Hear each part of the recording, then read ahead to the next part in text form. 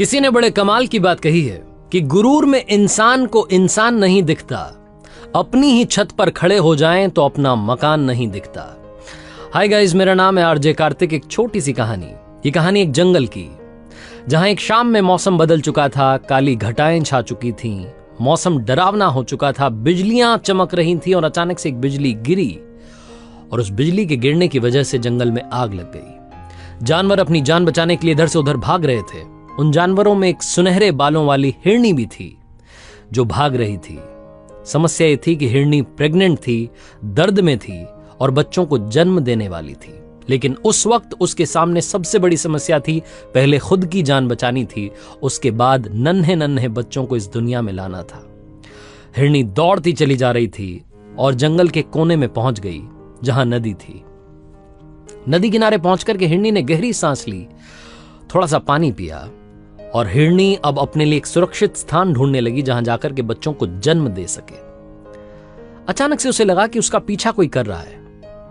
उसने तिरछी नजरों से देखा तो मालूम चला कि झाड़ी के पीछे छुप करके एक शिकारी बैठा था जो अपनी बंदूक में गोली भर रहा था और इंतजार में था कि कब वो निशाना लगाए हिरनी पर और उसे मार करके ढेर कर दे।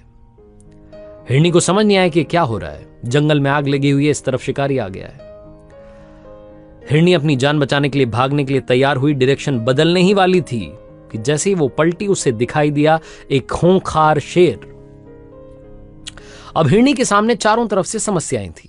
एक तरफ नदी थी जिसे उसे साफ देख करके लग रहा था कि पार नहीं कर पाएगी, दूसरी तरफ जंगल में आग लगी थी, तीसरी तरफ शिकारी था, चौथी तरफ शेर आ चुका था।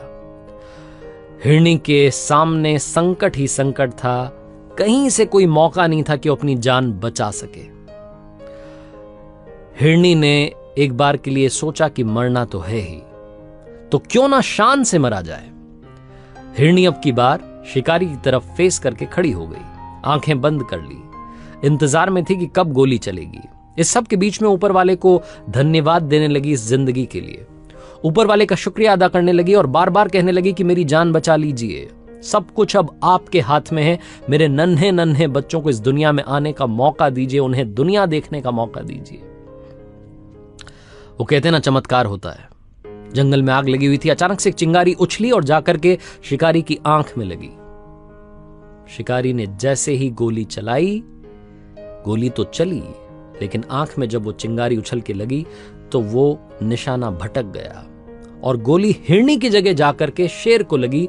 शेर घायल होकर के जमीन पर गिर गया।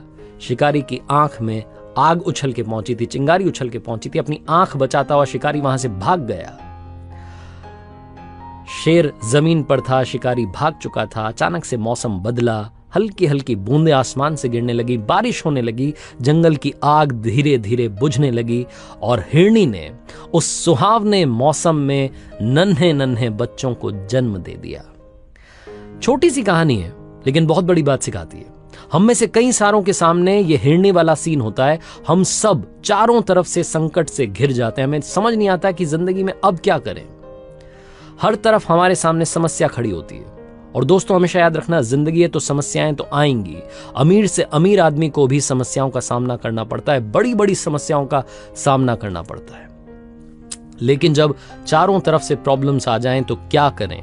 जो हिरनी ने किया वही करें, आंखें बंद करें, ऊपर वाले को याद करें और कहें कि हे ईश्वर, मुझे शक्ति देना मेरी समस्याओं को खत्म करने की। अब सब कुछ आपके हवाले है, अब सौंप दिया इस जीवन का हर भार तुम्हारे हाथों में है, जीत तुम्हारे हाथों में, हार तुम्हारे हाथों में। बस यही गुनगुना देना, सब कुछ आसान हो जाएगा। आरजे कार्तिक बस यही कहना चाहता है कि जिंदगी में जब हर तरफ समस्या हो और दिल से आप ऊपर वाले को याद करें तो चमत्कार उनका होता है और वो कभी किसी का बुरा नहीं करते। बस यही कहना चाहता हूं, जिंदगी में ऊपर वाले के आशीर्वाद के साथ, अपनों के प्यार के साथ और अपनी मेहनत के साथ कर दिखाओ कुछ ऐसा कि दुनिया करना चाहे आपके